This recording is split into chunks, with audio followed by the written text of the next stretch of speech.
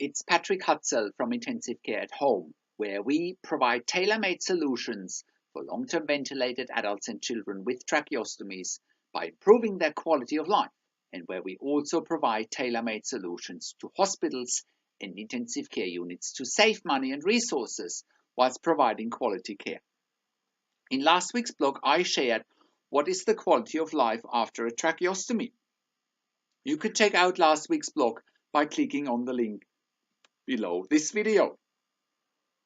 In this week's blog, I want to share Anna Carolina's and her parents, Peter and Elaine's story. And the title of this week's blog is The Little Girl Trapped Between Hospital and Home.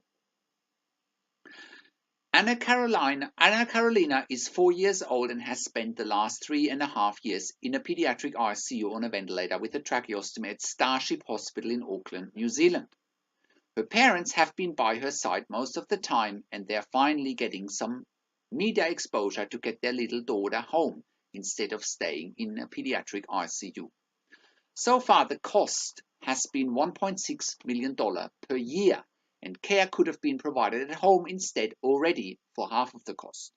Plus, Anna Carolina and her parents would have been at home by now. Have a look for yourself and see some recent media coverage about their story. I put some links to their story and some videos below this video in the written version of this blog, and you can go to some media coverage from New Zealand. And it describes what Anna Carolina's and their parents' days look like in a pediatric ICU in Auckland.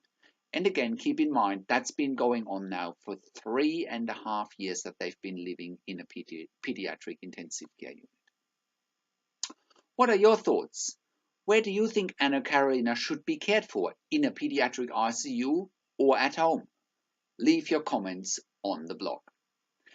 If you want to find out how we can help you to get your loved one out of intensive care or long-term acute care, or also out of a nursing home, or if you find that you have insufficient support for your loved one at home on a ventilator, or if you have any questions, please send me an email to patrick@intensivecareathome.com or call on one of the numbers on the top of the website. Also, check out our career section at the top of the website. We are an NDIS, TAC and DVA approved community service provider in Australia.